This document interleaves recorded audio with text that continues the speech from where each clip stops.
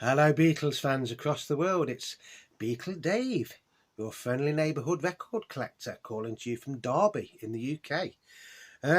This is a bit of a strange video I'm going to be doing today.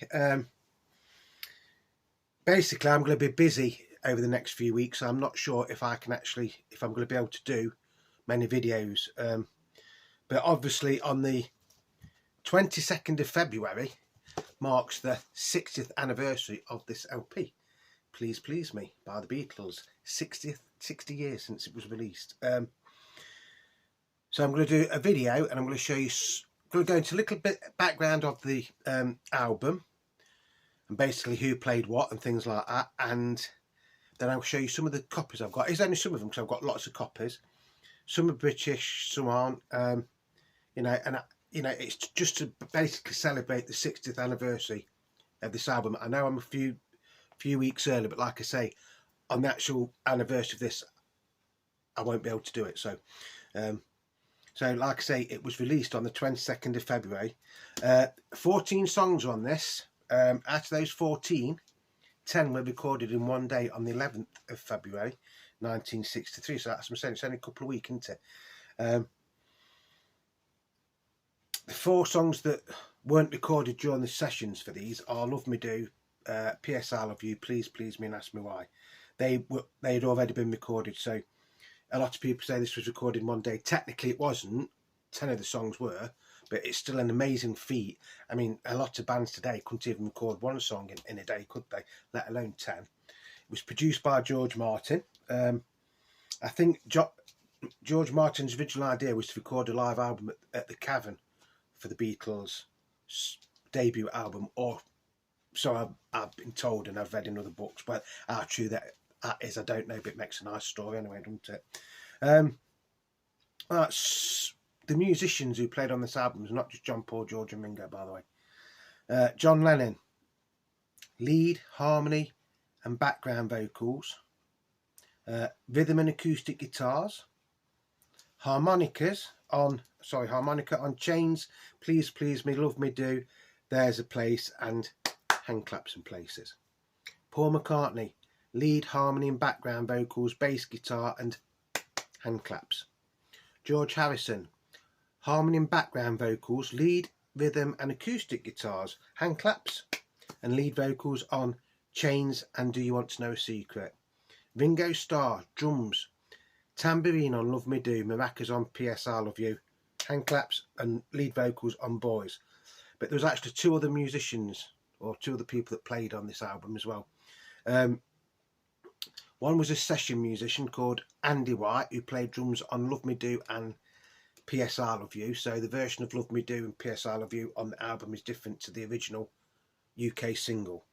And George Martin, although he did produce it, also played piano on Misery and Baby It's You. The reason I'm showing you this one first, although it's probably one of the worst condition Please Please Me LPs I've actually got, is because this is the mythical, or almost mythical, gold and black label version.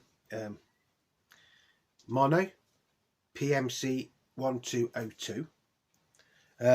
If you don't know the songs, I'll quickly run through them. It's I Saw Her Standing There. What a fantastic song to start any album off, let alone your debut album. Then it slows down a little bit with Misery. Anna, go to him.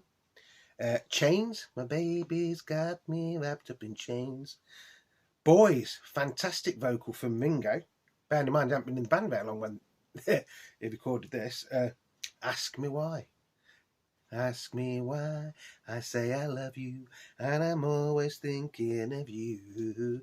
And then the A-side finishes off with Please Please Me, which had already been a big hit. Got to #1 in so many of the UK singles charts, didn't it? Side 2 kicks off with Love Me Do. Love Me Do. Whoa, love me do. That's followed by P.S. I Love You, which, if what I was told when I went to Liverpool a few years ago, I went on one of these Beatles tours, it was actually based on a letter Paul had written to one of his girlfriends at the time when he was in Hamburg. Don't know how true it is, but it still makes a nice story, doesn't it? That's followed by Baby It's You, which is a good cover version.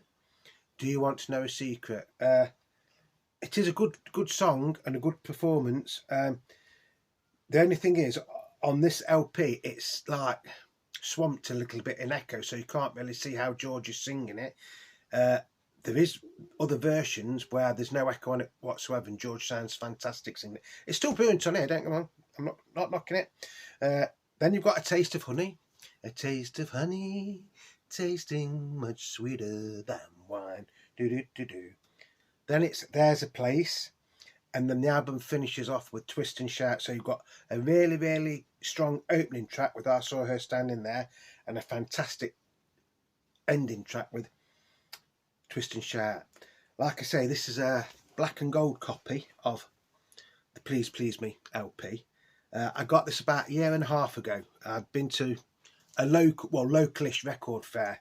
I live in Derby. This record fair is in Matlock, which is probably about 15 miles away. I've been to all the stores. I'd even looked on the store that had this but didn't see it. I bought a few things. I was about to go, and then I just saw this out the corner of my eye. But this isn't the cover it was in. The cover it was in was probably 1,000 times worse than this. It was all split open. It got bits missing off it. So that's why it is in this sleeve. But it is a vintage sleeve, and it is in the all important Ernest J. Day and Co. sleeve. I mean, it's not bad. The only thing is a little bit dog torn there, but it's acceptable. To be honest, this isn't one I play that often anyway. Yeah, I was just about to go, saw it. I think he'd got it for £100, offered him 70, and he says, no, you can have it for 80, which I did. Didn't even have it in a sleeve, but I've managed to find the original, or not, a vintage early 60s EMI Emmy Tech sleeve. And this is the version where a lot of the Lennon-McCartney songs are still credited to Dick James, not Northern Songs. So this is the legendary gold and black, or black and gold label.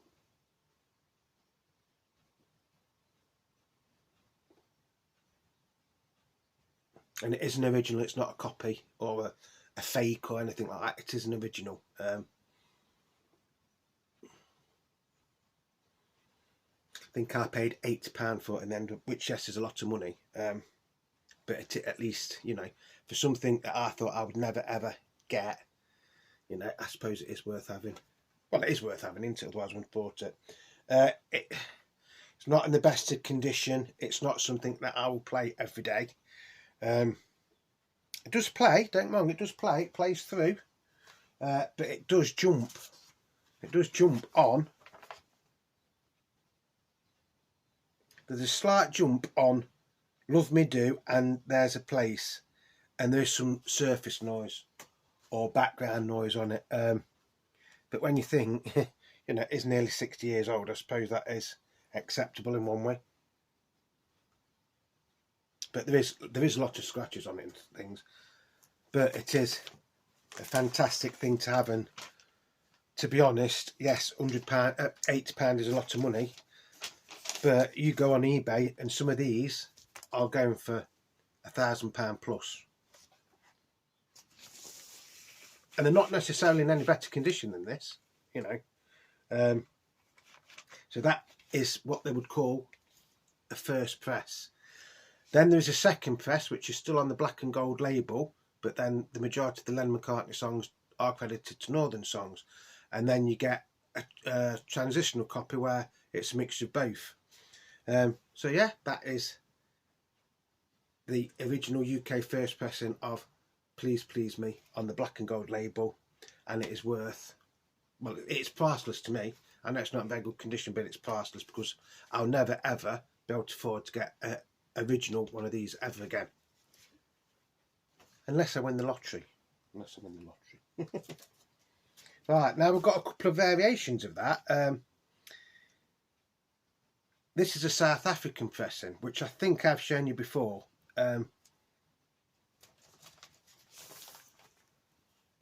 Please Please Me. I don't think this is original sleeve. No, this isn't the original sleeve. This sleeve is an English sleeve, but it's a South African record. Got a bit of water damage on there, but this is how I got it. I got this in a job lot, again, about a year and a half ago. And this label is virtually identical to the UK black and gold copy. Well, sort of.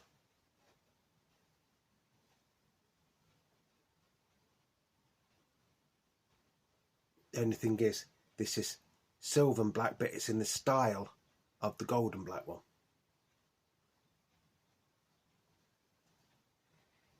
Again, this one isn't in brilliant condition.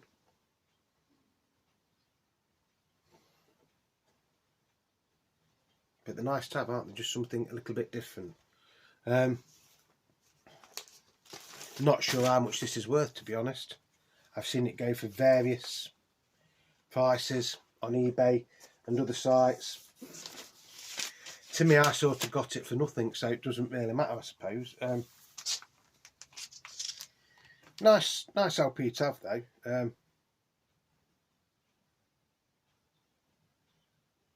And that one does play all the way through without jumping. But it's not necessarily the best copy you'll ever hear. Oh yeah, book price for this, according to some websites, is around the £400 mark. I don't think it's worth that. This one, even in that condition, book price on that is anywhere from £100 to £500. Don't think you'd ever get £500 for it, but you never know. You never know. This one again is very, very similar to those two. This is from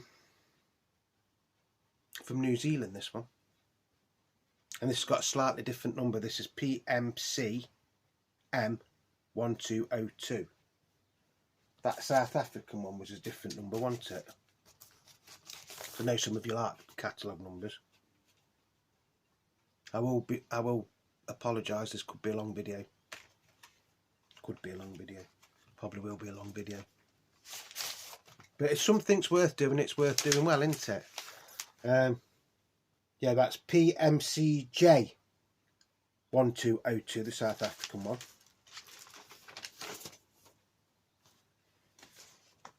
And the New Zealand one is PMCM 102.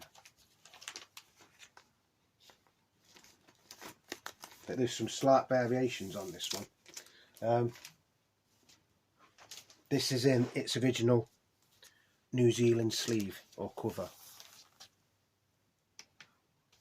So, looks the same, doesn't it? Got a bit missing there. I don't know if that's how they were like released in New Zealand. You've got no photographer credit on the bottom there. And the Beatles and all that lot there is in blue. Because I actually thought somebody had coloured that in, but no, that is how it comes. And then it says Queen's Arcade on there. Matchbox Records shop, Queen's Arcade, New Zealand. That's what that is on the back. So it is slightly different, but the cover, so the label, is very, very similar to, in style, to the British black and gold. Not exactly the same, but very, very similar. That's side 2.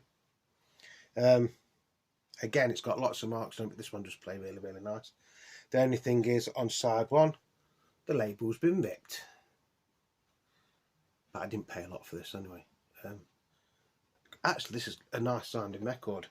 It has got, I mean, it's got lots and lots of hairline marks on it, but it does play really, really nice, this one. Can't remember what I paid for it, but I know it wasn't a great deal. I do know it wasn't a great deal.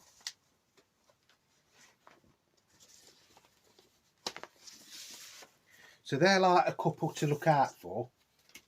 Well, I say that. I say they're the ones to look out for. If you want the old sort of like style labels, they are the ones to look out for. Now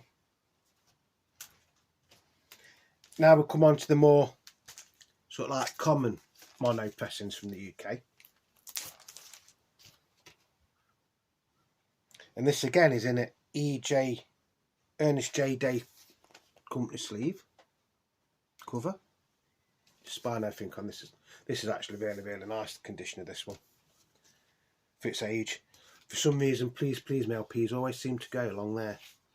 It is actually in really, really nice condition. Angus McBean, got it down there. It is actually in really, really nice condition, this. So this is what we call the yellow and black label.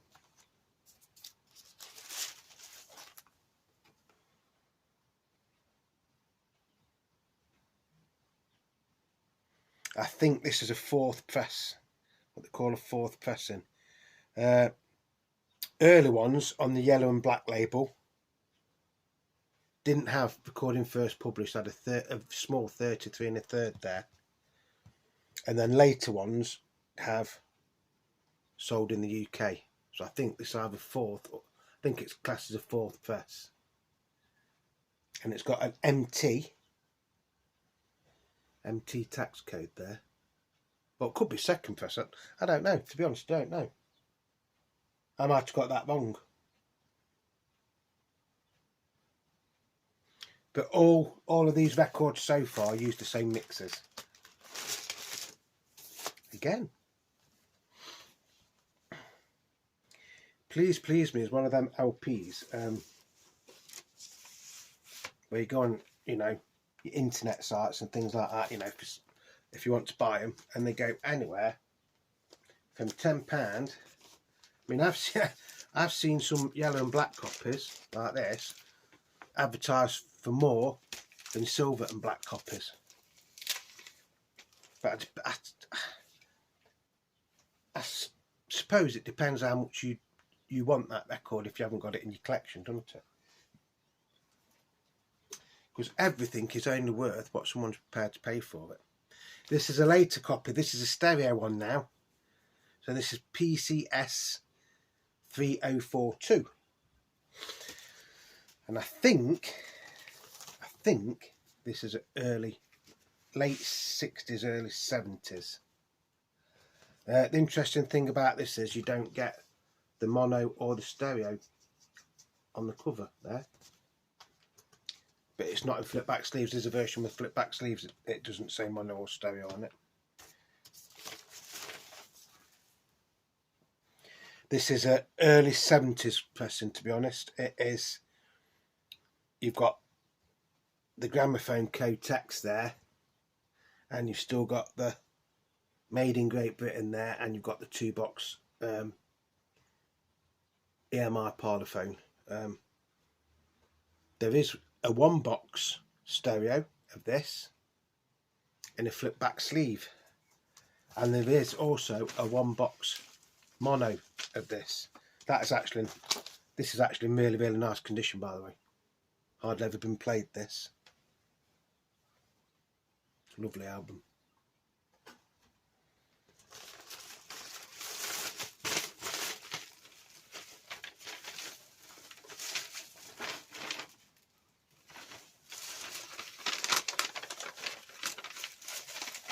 If you're a collector or a completist and you haven't got these records, how much would you pay for them?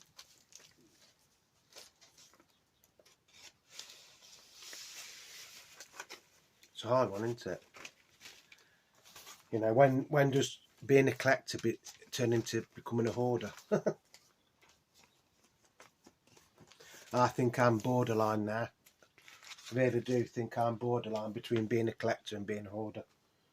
You know how many copies of Please Me? I mean, this is only a fraction of the ones I've got. This is also a mono one now. Back to mono. But this is from the 90s. Late 80s, early 90s. I'd say it's early 90s because you've even got the Apple logo on there. I've got another one exactly the same as this that doesn't have the Apple on it. Don't know which one's worth more or if they're worth the same. Really, really nice shiny sleeve. You also get PMC1202 tape. Remember them cassette tapes? TCPMC1202 and CD. And this is direct metal master, I think, of Mike McCann, if I remember rightly. And this one has hardly ever been played. A little bit dusty, don't get me wrong, but you know. But the vinyl's not very thick. Look at that. Lovely labels.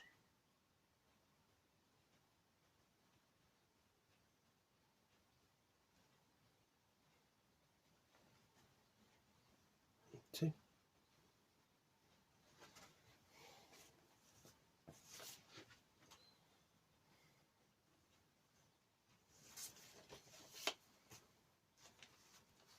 And up until a couple of years ago, you could pick these up quite cheap.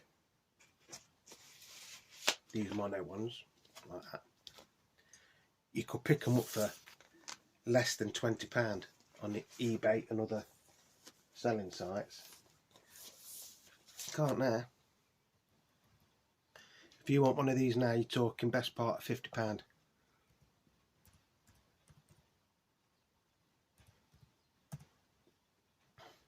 Especially for something like that that's in, I mean, that's virtually mint, isn't it, that one? And now we come full circle. And I do mean we actually come full circle.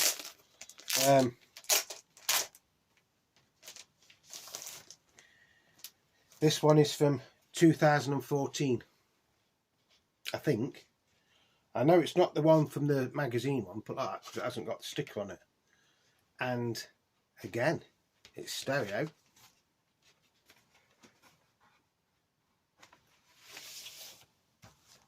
But it's on black and gold label. And again, these are going up in price. Full circle.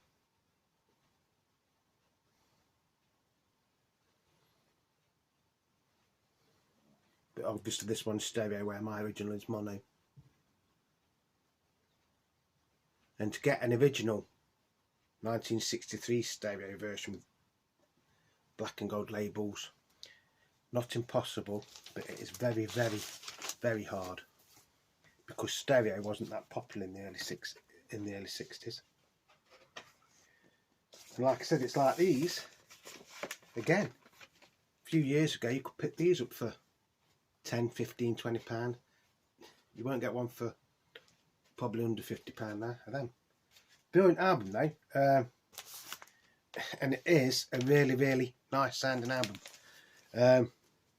When these came out in 2014, I was put off buying them because, like a lot of you out there, I read some of the reviews of certain so-called experts, and they said, oh, don't buy them, don't buy them, don't buy them. Bear in mind, when these came out, go in your local record shop like at HMVs or your Walmarts or whatever that was, and you could buy these brand new for around excuse me, around £15. Alright, I was put off. I didn't bother buying them. I really didn't, because people said they sound crap. They're not took from the analog masters, they're took from the CDs, which they could be. They could be. I don't know. They might be took from the CDs, but to me, that sounds fantastic. That album does sound fantastic, and I do play it because I've got another copy exactly the same. But like I say, you know, for something that you could go in a shop and buy 10 years ago for £15, where now you're talking probably £50 plus, maybe even more, because this isn't the Agassi one. This is the original one that, you know, they later put in the box sets and stuff like that. Oh, they did the box sets first and then re-released them afterwards, didn't they, I think. That's a fantastic sounding album. Then we go to America now. You didn't technically get Please Please Me, did you? You got this. Introducing the Beatles. Stereophonic. This is a bootleg, by the way, this one. This one is.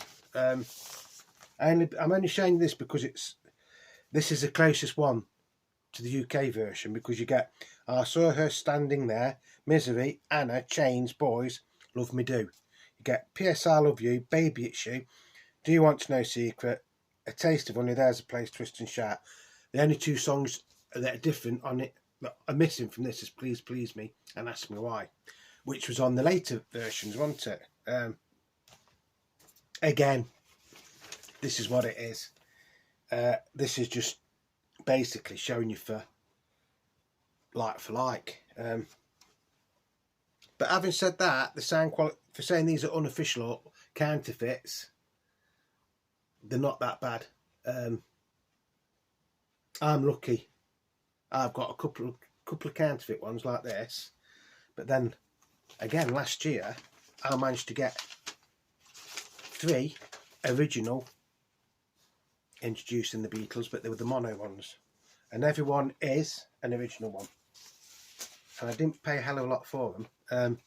So if you haven't got, say, £100 or £200 to buy an original one of these, but you still want one in your collection, I mean, this is quite crap really, because I mean that's not even cut straight, is it? I probably should have showed you the other one I've got. And that is just like ordinary cardboard on the back. I mean, you can feel it just doesn't feel right. The sound quality is not bad on it though. So if you wanted one of these just to put in your collection, that you was probably only going to play now and again, like some of us do, we'll go out and we'll buy these records, but might only play them half a dozen times in our lifetime. If you don't mind spending £10 or £15 on one of these, knowing what it is, be careful, because there's a lot of people out there on, you know, some sites and stuff that will sell these and try and tell you that they are real. I was lucky. I knew that was a fake when I bought it. This, however, is one of the original ones I got.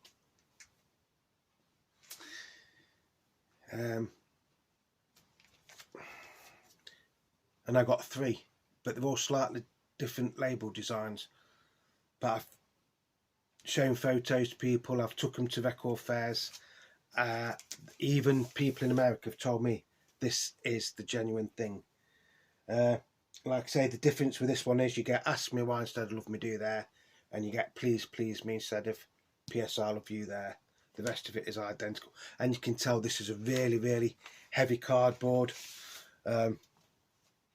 But to be fair, this is the one that I thought might have been a fake out of the 3 that I did get, because it's on a silver and black label. But another thing is, the Beatles, if it's an original, is usually above there. If it's a counterfeit, it's usually there, but not always the case with a counterfeit. And you can tell just by feel, you know, the touch, the feel, even the smell. People think I'm mad when I do that, but if a record's old, it'll have a certain smell. Not a horrible smell. It's like an old book, isn't it? An old book smells where a new book doesn't.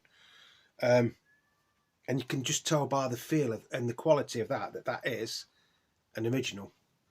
I was very, very lucky. I mean, I was really, really lucky with mine. Like I say, I got 3 of these Introducing the Beatles. One was one looked a bit like a capital rainbow label on it, but it still said VJ. And then one was VJ, but it was like red in a circle. They go for roughly, and this is a rough estimate, £200 to £400 each they're worth for an original. Where that one, I mean, you put them side by side, if from a distance, they're probably hard to tell, but the colours on that are all wrong. When you look at the original, but you've got to have an original to compare it with. Another thing is, I think I'm saying this right, that it was never actually, VJ never actually released it in stereo. I think, and it's like that, even that, I mean, that's at an angle there, it's at an angle where that's straight. So, don't get me wrong, it'd be easy, that'd be very, very easy if you weren't 100% sure what you was looking at, especially if it didn't have that on it, and they were saying it was a mono one, which one of my other ones is. And then, of course, after rejecting the Beatles for probably over a year, Capitol had suddenly thought, oh yeah, we'll sign them. So they signed them, but obviously they didn't have the rights to Please Me. So they had to wait till 1965, and then you got this, the early Beatles, although the cover is from the British Beatles for Sale. And you still don't get all the songs on it, do you? You get 1, 2, 3, 4, 5, 6, 7, 8, 9, 10. You only get 11 of the 14 songs. You get Love Me Do, Twist and Shout, Anna, Change Boys, Ask Me Why, Please Please Me, P.S. I Love You, Baby It's You, A Taste of Honey, and Do You Want to Know a Secret? So you don't get I Saw Her Standing There, do you? What else is missing? Can't think. They must have been on different albums then. Yes, because a couple of didn't you have a couple of songs off Please Please Me on Meet the Beatles, didn't you? I think, if I remember rightly. I Saw Her Standing There was on Meet the Beatles, wasn't it? So that's it. That is my little homage, celebration,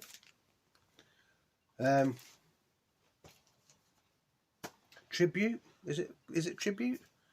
To the upcoming 60th anniversary of the Please Please Me LP. A fantastic album. It's very hard to think what would have happened if George Martin might have gone with his original idea of doing a live album from the cavern. Would the Beatles have still progressed as they did? I don't know. You know, it did give them some time in the studio. Yeah, not much, a day, but you know. But they came up trumps, didn't they, boys? They came up trumps. So like I said, that is not all of my Please Please Me LPs. It's just a selection to share with you folks out there. So I hope you've enjoyed it. As always, whatever you're doing, please stay safe.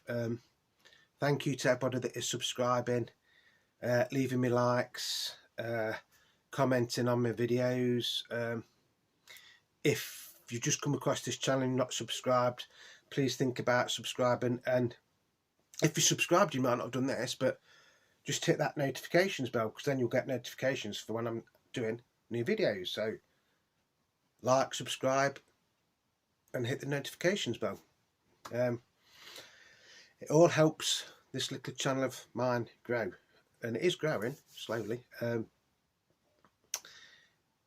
was going to say something else then. Yeah, so you might get the odd few more videos, but like when it comes to the actual 60th anniversary of this, I'm going to be very, very busy. You will find out eventually why I'm going to be very, very busy. So there's a reason why I couldn't do it on the day that I should have done. Some additional information. The balance engineer on this album was Stuart Elton, and the other balance engineer stroke mixer was Norman Smith. You know, it's one of those albums you either love it or you don't, but I think most people would say it is a really, really good debut from a new band, really, wasn't it, at the time.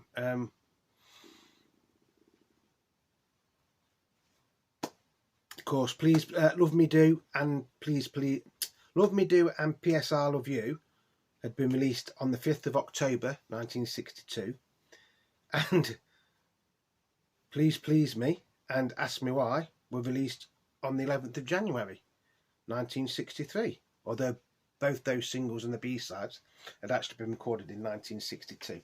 So I hope you've all enjoyed that. I'll just show you my George Harrison Dark Horse t-shirt, Dark Horse Records t-shirt. I don't know if I've ever shown you this one before.